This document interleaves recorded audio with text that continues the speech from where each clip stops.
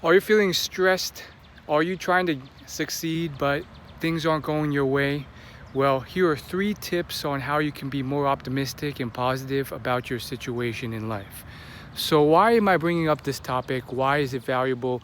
Well, studies show that more optimistic people make more money, are happier, perform better, are more productive, and are healthier. Happier people end up doing all those things as well. So it feeds off each other, and there's books to check this science for yourself. One of the better ones is called The Happiness Advantage. So check out that book. But no matter your situation in life, chances are things aren't perfect. In fact, for many people, they may not be. Definitely there's students who watch my videos and maybe sometimes your study situation isn't perfect. Maybe you have a toxic or dysfunctional family and it gets really tough to study. Or maybe life just isn't working out and you're forced to get another job to succeed. Just like in my video where I talked about the boy who ended up working as a sanitation worker and waking up at 4 a.m. to get a shift in before work, before school. And then, he did that. He had a positive attitude and ultimately ended up getting into Harvard Law. So what's the first tip? I think the first tip is to really take a sense of your situation and compare it to other situations all across the world. The greater your sense of the life stories and cultural quality of life around the world, the better you are at feeling grateful for yourself. Travel helps with this, but just research and history and books and just keeping up with things on your own can really help. For example, a few years back I went to the Philippines and I went there for travel, and I blogged a little bit about this on my blog, but long story short, I went to this remote island. It was the island where Magellan planted the first cross in the Philippines. There was only less than 5,000 local inhabitants. And since I went on the tour that was going on there, we drove to this little alcove where there's no one there but us and the old grandma who was running the place. There's a little cliff you could jump off of, and then a bunch of tires that were strapped all the way up with rope to the top of another cliff. And then it was just like a really rocky place that you can look over. Now, why do I bring this up? Well, all of a sudden I saw 2 people coming by in a boat, 2 strong men. And then I saw them, they had all this these bags of what seemed like cement mix, and basically they were working hard to unload all of this onto this alcove. They're probably building stuff with it. And the grandma was talking in her local language to some of the other people, and one of the people translated to me, and she told me that these were her sons, and they worked sometimes 12 hours a day, and they made less than like $5 an hour. Sometimes their whole day would be less money than you would make for 1 hour in America minimum wage. And the person who told me was a motherly figure, so she was also kind of like saying, like, you got to be more grateful, man. These people, they work so hard, and just because of where they're born, they don't have the opportunities that you do, and they work manual labor all day, and that's all they make for it. And I did definitely feel very grateful in that moment, and it's just another sense of why sometimes you just have to be grateful and appreciate life. Sure, when you're caught up in the moment, you might be like, oh man, this really sucks, I'm making minimum wage at McDonald's or whatever it is. But then you look at the bigger picture and you realize, hey, if you have enough technology to watch this YouTube video, you're probably better off than a good amount of people in this world. So I personally need to do more research into other people's living conditions and places around the world, but that type of stuff really gets you thinking. And like, you know, I remember when the sun set, like the majority of the town basically had no light. They basically, many of them went to sleep. Like the town went pitch black. It was crazy going there. And so obviously it definitely got you thinking about what you should be grateful for, what you should appreciate. And sure, you could be skeptical and be like, oh, well, you know, they may have only made $5 a day, but their cost of living is probably a lot cheaper. And we make more here, but we have to pay more for the same thing. And maybe that's true to a degree, but probably not as much as you think. Like, I mean, probably things are a bit more expensive than you think they're. Obviously cheaper in some ways, but not really that cheap.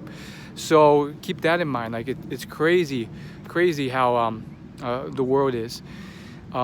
Tip number 2, how do you stay positive? Well, I think looking back in history can also help you. So rather than looking at current events, you can also look at history.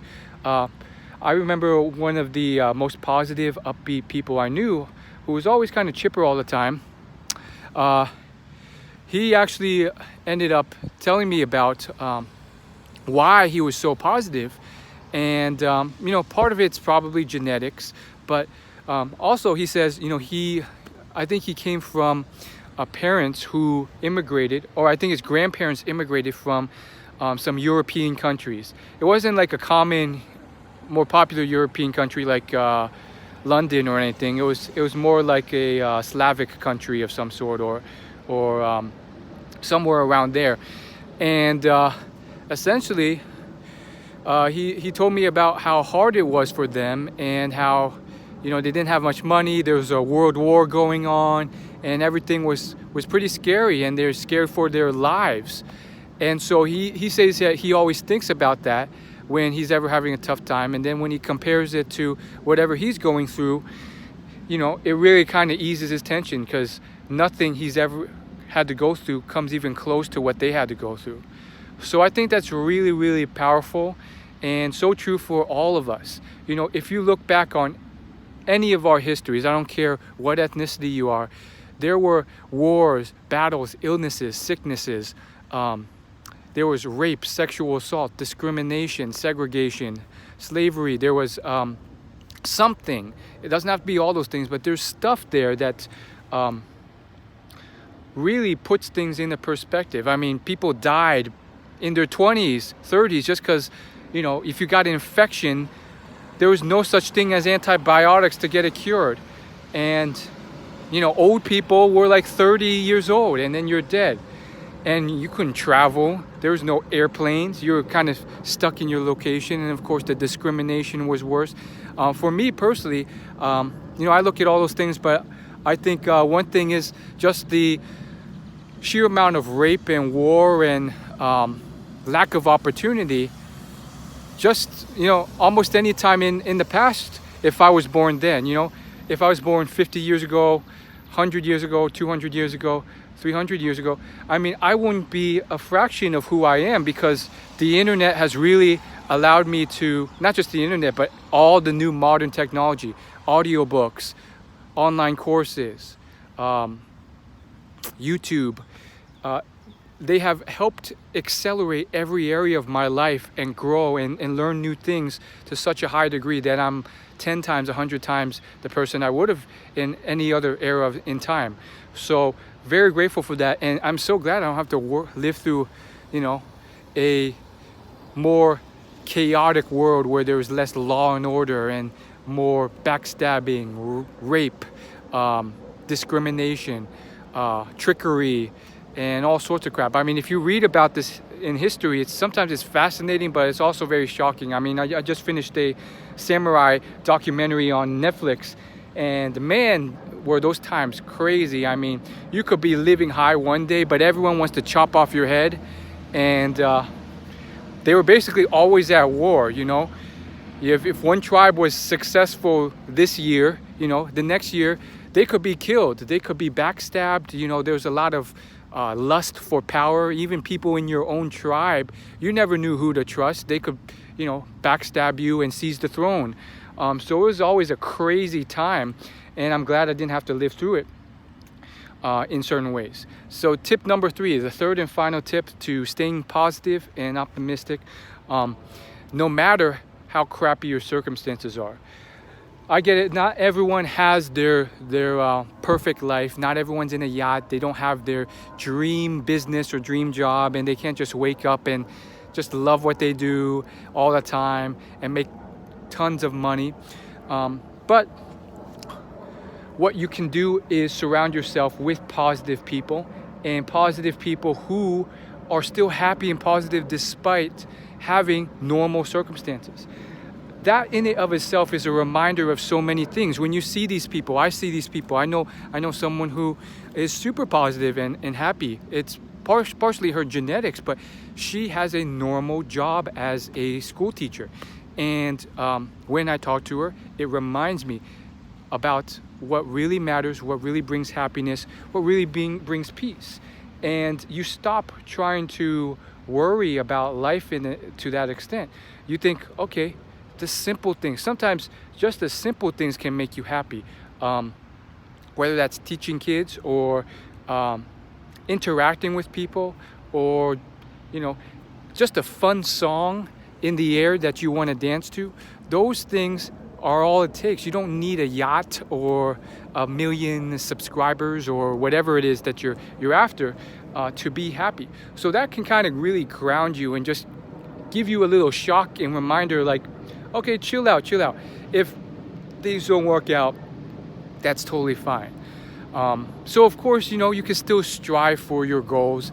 You know, if you still want to get straight A's in school and then ultimately get some high-paying job as an investment banker or doctor or graphic designer, and